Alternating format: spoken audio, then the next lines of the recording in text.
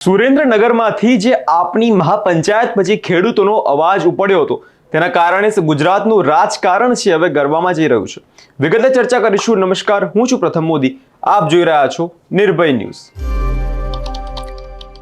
આમ આદમી પાર્ટીના પ્રદેશ અધ્યક્ષ ઈસુદાન ગઢવીએ આજે સરકારને આડે હાથ લીધી છે. ઈસુદાન ગઢવીએ સ્પષ્ટ શબ્દોમાં કહ્યું કે ગુજરાતના ખેતરોમાં હવે ખેડૂતોનો અવાજ દબાશે નહીં. સુદામડા ગામની મહાપંચાયત પછી આ લડત હવે આખા ગુજરાતમાં ફેલાવા જઈ રહી છે. એટલું જ નહીં, આમ આદમી પાર્ટીએ 9 તારીખે ખંભાળિયામાં બીજી મહાપંચાયત અને 11 તારીખે ગીરમાં થશે ત્રીજી મહાપંચાયતની જાહેરાત આજે કરી છે. અને આ માત્ર આટલું જ નહીં, આ તો શરૂઆત છે. આ જ રીતે આમ આદમી પાર્ટી સમગ્ર ગુજરાતમાં મહાપંચાયત કરશે જેવી વાત ઈસુદાન ગઢવીએ કરી છે. તેમનું કહેવું છે માત્ર સભા નથી, ખેડૂતોની ક્રાંતિની શરૂઆત છે. જ્યારે ખેતરોમાં પાક નાશ પામી રહ્યો છે અને ખેડૂત કરજમાં દબાઈ રહ્યા છે, ત્યારે સરકારના મંત્રીઓ ક્યાં હતા? હવે જ્યારે સમગ્ર ગુજરાતના ખેડૂતો એક સાથે અવાજ ઉપાડ્યો છે, ત્યારે મુખ્યમંત્રી હેલિકોપ્ટરથી નિરીક્ષણ કરવાને ના કર્યું અને તે સ્થળ ઉપર જઈને તેમણે મુલાકાત લીધી હતી અને ખેડૂતો પોતાની એક જ માંગ તેમની સામે મૂકી કે ખેડૂતોનું કર્જ માફ કરવામાં આવે. સાંભળીએ ઈસુદાન ગઢવીએ વધુમાં શું કહ્યું હતું. આમ આદમી પાર્ટીની પત્રકાર પરિષદમાં આપ સૌનો સ્વાગત છે. આપ સૌ જોઈ રહ્યા છો કે જે રીતે આમ આદમી પાર્ટી અને એના નેતાઓ, કાર્યકર્તાઓ ખેડૂતો માટે અત્યારે અમે લોહી પાણી એક કરી રહ્યા છીએ, જેના કારણે થોડે અંશે પણ સરકારે જાગવું પડ્યું છે. કુંભકર્ણની નિંદ્રામાં સોઈ રહેલી સરકાર જ્યારે મુખ્યમંત્રી પોતે આજે હેલિકોપ્ટરથી ઉતરી અને ગામડામાં પહોંચ્યા હતા, જોઈને અમને પણ આનંદ થયો કે હાશ, ક્યાંક અમે કુંભકર્ણ જેવી સૂતેલી સરકારને જગાડવામાં થોડે અંશે પણ સફળ રહ્યા. પણ મને પૂરો વિશ્વાસ છે જે રીતે માહિતી મળી છે, હજી પણ લોલીપોપ આપવાના માનસિકતામાંથી આ સરકાર બહાર આવે તેમ નથી. અત્યારે મેં એક એલાન કર્યું હતું કે જો મગફળી 250 મણથી ઓછી ખરીદાશે તો અમે આમ આદમી પાર્ટીનો એક કાર્યકર્તા રસ્તા ઉપર ઉતરશે. એમાં પણ આ કુંભકર્ણ જેવી સરકાર જાગી છે, કારણ કે આ લોકોને ખબર નથી સરકાર કેમ ચલાવી. કોઈ કહી દે અધિકારી કે આપણે તો નહીં ખરીદી શકીએ એટલે ના પડ દેતા હતા, પણ એમાંય એણે 200 મણ કર્યા. એ આમ આદમી પાર્ટીના એક સૈનિકની લડાઈની જીત છે. પણ અહીંયાથી અટકતું નથી. હમણાં જ મહારાષ્ટ્રમાં મુખ્યમંત્રી ભાજપના છે, એમણે એક મીટિંગ બોલાવીને મુખ્યમંત્રી શ્રી એવું કહ્યું કે અમે મહારાષ્ટ્રના ખેડૂતોના દેવા માફી કરવાના પ્રયત્નમાં છીએ અને એણે સમિતિ બનાવી છે. 30 જૂન પહેલા દેવા માફી કરવાની છે.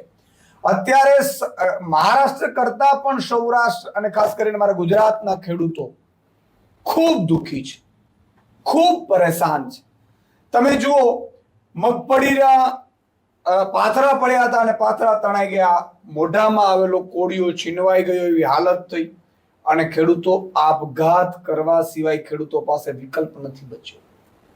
હમણાં કરશનભાઈ આહિર, જે મારી જ ખંભાળિયા વિધાનસભામાં, જેમણે પોતે લોન લીધી હતી 2 જગ્યાએથી, એક જે બેંકોમાંથી લોન લેવાય એ લોન તો ભરપાઈ ન કરી શક્યા, પછી એમણે પોતાના પત્નીના ઘરેણા મૂકીને લોન લીધી, ગોલ્ડ લોન. એના ફોન ઉપર ફોન આવે ને એનાય ભરી નથી શકાતા અને કમોસમી વરસાદ થવાથી એની જે ઉમ્મીદ છે ઉડી ગઈ. ચારે બાજુથી ઉઘરાણા હતા, દવાવાળાને ઉઘરાણી, બિયારણવાળાની ઉઘરાણી, અનાજ કરિયાણાવાળાની ઉઘરાણી, બાળકોના ફી ભરવાની ઉઘરાણી. આ તમામથી ખેડૂતે આખરે થાકીને આપઘાત કરી લીધું. તો હું કહેવા એ માંગુ છું કે અત્યારે ગુજરાતના ખેડૂતોની આ હાલત છે કે એમણે અત્યારે મરવા મજબૂર થવું પડી રહ્યું છે. ત્યારે જો મહારાષ્ટ્રમાં ભાજપની સરકાર દેવું માફ કરી શકતી હોય તો ગુજરાતના ખેડૂતોના કર્જ માફી કરવામાં આવે એવી અમારી માંગ છે. અને આ માટે આમ આદમી પાર્ટીએ કડદાકાંડથી શરૂ કર્યું હતું ને ડિમાન્ડો જે કરી હતી, અને એમાં પહેલી સભા અમે કિસાન મહાપંચાયત સુદામડામાં કરી હતી. બીજી સુદામડા બાદ કિસાન મહાપંચાયત અમે ખંભાળિયામાં કરવા જઈ રહ્યા છીએ અને એ 9 તારીખે ખંભાળિયામાં કિસાનોને ન્યાય અપાવવા, કિસાનોની કર્જમાફી સહિતની માંગણીઓ પૂરી થાય અને ખેડૂતોને એવું થાય કે આમ આદમી પાર્ટી અને એના નેતાઓ એના કાર્યકર્તાઓ ખેડૂતો સાથે છે ને ખેડૂતોની માંગણીઓ સાથે છે.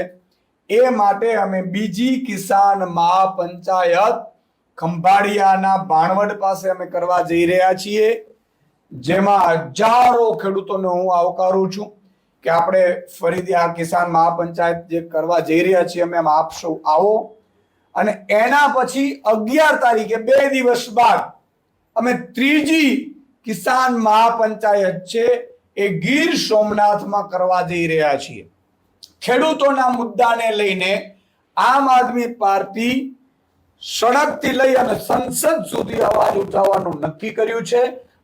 અમને ખબર છે કે ખેડૂતો 54 લાખ ખેડૂતો અને 1,20,00,000 મજૂરો અને ભાગિયાઓનું જ્યાં સુધી ભલું નહીં થાય, શ્રમિકોનું જ્યાં સુધી ભલું નહીં થાય, એમને જો આવક ખિસ્સામાં નહીં આવે, એમનું જીવન ધોરણ ઊંચું નહીં થાય, ત્યાં સુધી ગુજરાતને નંબર 1 બનાવી શકાય એમ નથી. અને એ લક્ષ્ય સાથે અમે નીકળ્યા છીએ. એટલે અમારો લક્ષ્ય ઈ છે કે ખેડૂતોને, જેમ ગુજરાતમાં અત્યારે ખેડૂતો ચારે બાજુથી પાયમાલ થઈ ગયા છે, એ ખેડૂતો અને ભાગ્યા અને મજૂરો છે એમનું ઉત્થાન કરવા માટે આમ આદમી પાર્ટીએ શરૂઆત કરી છે. તમે જુઓ, કડદા કાંડમાં અમારા નેતા ગયા, કડદાઓ એને બંધ કરવાની ફરજ પડી. એ આમ આદમી પાર્ટી કરતા ખેડૂતોની જીત છે. એવી જ રીતે અમે કીધું કે 200 મણ મગફળી ખરીદો, 250 મણ, અને 200 મણ ખરીદવા માટે મજબૂર સરકારે એને જાહેરાત કરવી પડી. એ પણ ખેડૂતોની જીત છે. અને જો ખેડૂતોનું કહેવા માંગુ છું, જો સુદામડામાં આટલા એકતા થયા, આપણે એક થયા, હજારોની સંખ્યામાં એક થયા, તો મુખ્યમંત્રીએ બીજે દિવસે બધા કાર્યક્રમો રદ કરીને હેલિકોપ્ટરથી ઉડી અને પછી હેલિકોપ્ટરથી માત્ર નિરીક્ષણ નહીં તો અત્યાર સુધી શું હતું, હેલિકોપ્ટરથી નિરીક્ષણ કરતા હતા. પણ એ જ મુખ્યમંત્રી, પેન્ટ શર્ટ વાળા મુખ્યમંત્રી, એ બિલ્ડર ઉદ્યોગપતિ મુખ્યમંત્રીએ ખેડૂતોના ગામડામાં જઈને એમણે ખેડૂતોને સાંભળવું પડ્યું. આ ખેડૂતોની પહેલી જીત છે, ખેડૂતોના એકતાની જીત છે, આ કિસાન મહાપંચાયતની જીત છે.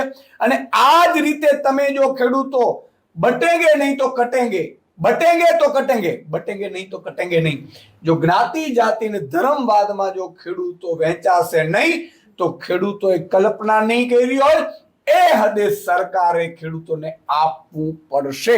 એટલે અમે આગામી 9 તારીખે ખંભાળિયામાં કિસાન મહાપંચાયતનું આયોજન કર્યું છે. 11 તારીખે ગીર સોમનાથમાં કિસાન મહાપંચાયતનું આયોજન કર્યું છે.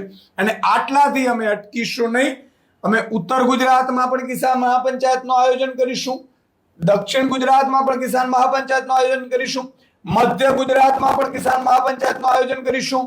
અને અમારું લક્ષ્ય છે કે તમામ ક્ષેત્રે તમામ ખેડૂતોને સાથે લઈ અને 54 લાખ ખેડૂતોને 1,20,00,000 મજૂરો, શ્રમિકો જ્યાં સુધી એક નહીં થાય, એ એમની માંગોથી જાગૃત નહીં થાય અને પોતે બોલવા નહીં માંડે, ત્યાં સુધી આમ આદમી પાર્ટીની આ મુહિમ ચાલુ રહેશે. ખેડૂતોને, મજૂરોને, શ્રમિકોને, ભાગિયાઓને અમે જાગૃત કરીશું. અને છેલ્લે 16 ડિસેમ્બરે અમે મુખ્યમંત્રી સાથે માંગ કરીશું. અને મુખ્યમંત્રીશ્રીને અત્યારે પણ હું માંગ કરું છું કે નાના નાના સહાય પેકેજનો લોલીપોપથી અમે માનવાના નથી. અમે ખેડૂતોએ ખૂબ ભોગ આપ્યો છે. એટલે તમે એકાદ દિવસમાં જો આ 6,000 રૂપિયાની જેમ લોલીપોપ SDRF NDRF નું જો અમને આપવાનો હોય તો અમારે જ જોતું. અમારું દેવું જે કર્જ છે ખેડૂતોનો, ઈ જ માફી અત્યારે જોઈએ. અને બીજા રાજ્યોમાં તમે કરી શકો છો. તમે જુઓ, અત્યારે બધા લોકોને ભાજપ વાળું એવું કહે છે કે ભાઈ કર્જ માફીથી ફાઇનાન્સ વ્યવસ્થા લથડી જાય, તો 16 લાખ કરોડનું 100 ઉદ્યોગપતિઓનો તમે દેવું માફ કર્યું, એમાં તમારી ફાઇનાન્સ વ્યવસ્થા કથળી નથી. મહારાષ્ટ્રમાં તમે કરવા જાઓ છો ખેડૂતોનો દેવું માફ, એમાં તમારી ફાઇનાન્સ વ્યવસ્થા કથળતી નથી. ગુજરાતના જ ખેડૂતોને કંઈક જોઈએ, ગુજરાતના ખેડૂતોને ડિમાન્ડ કરે અને તમે કર્જ માફી ન આપો અને તમારું ફાઇનાન્સ વ્યવસ્થા કથળે, એનો અર્થ એ થયો કે ભાજપ કિસાન વિરોધી, ખેડૂત વિરોધી નીતિ ધરાવે છે. એ સાબિત થઈ છે. ગઈકાલે હું મુખ્યમંત્રીશ્રીનો વિડીયો જોઈ રહ્યો હતો. મુખ્યમંત્રી જે ખેડૂતોને મળી રહ્યા હતા, ખેડૂત પોતે માંગી રહ્યા છે કે તમે જે આપશો એ તો અમે તો ક્યાં જશું, અમારી પાસે તો બીજો રસ્તો જ નથી. પણ અમારી માંગણી એ છે, કર્જ માફીની માંગણી છે. દેવામાં ગુજરાતનો ખેડૂત ડૂબી ગયો છે, આપઘાતો કરતો થઈ રહ્યો છે, મારી હાથ જોડીને સરકારને વિનંતી છે, કુંભકર્ણ જેવી બહેરી મૂંગી સરકારને વિનંતી છે કે એકવાર તમે ખેડૂતોનું દેવું માફ કરી દો. ખેડૂતો એકવાર દેવું માફ થવાથી એ પોતે એ સધર તો નહીં થઈ જાય, પણ એ પરિસ્થિતિમાંથી બહાર આવી જશે જેના ઉપર વિકટ પરિસ્થિતિ એને પડી છે. ન માત્ર સરકાર, ન નકલી બિયારણવાળા, ન ખાતરવાળા, ન દવાવાળા, પરંતુ કુદરત પણ એમની ઉપર લૂંટ્યો છે અને આવેલો કોળીઓ છીનવાઈ રહ્યો છે. ત્યારે મારી માંગણી છે કે નાના લોલીપોપથી નહીં પરંતુ કર્જ માફી કરજો, એવી અમારી માંગ છે. ખેડૂત આજે એક જ વાત કહી રહ્યો છે કે એમને લોલીપોપ નથી જોઈતી, અમારું કર્જ માફ કરો. સરકાર વારંવાર સહાયની વાતો કરે છે પણ સહાયની તારીખો આપે છે, પરંતુ સહાય અમારા સુધી ક્યારેય પહોંચતી નથી. પણ ખેતરોની હાલત જ્યારે તમે જુઓ ત્યારે ખબર પડે છે કે ખેતરોમાં પાક છે બરબાદ થઈ ગયો છે. બિયારણ ખરીદવા માટે પણ ખેડૂત પાસે પૈસા નથી. ઈસુદાન ગઢવીએ વધુમાં કહ્યું છે કે ખેડૂત એકતા રાખે, એકતાથી શક્તિ છે જે ભાજપની તાનાશાહીને ઝુકાવી શકે છે. ખેડૂતની આ લડત હવે માત્ર સહાય માટે નથી, આ લડત હવે ખેડૂતોના હકની છે. અને આ લડત છે સિસ્ટમ સામેની જે વર્ષોથી ખેડૂતને ફક્ત વચનો આપતી આવી છે. માટે ગુજરાતનો ખેડૂત એક જ વાત કહી રહ્યો છે, લોલીપોપ નથી જોઈતી, અમારું કર્જ માફ કરવામાં આવે. તમારો શું અભિપ્રાય છે તે કમેન્ટ કરી જરૂર જણાવજો અને અમારી ચેનલ નિર્ભય ન્યૂઝને લાઇક, શેર અને સબસ્ક્રાઇબ કરવાનું ભૂલશો નહીં.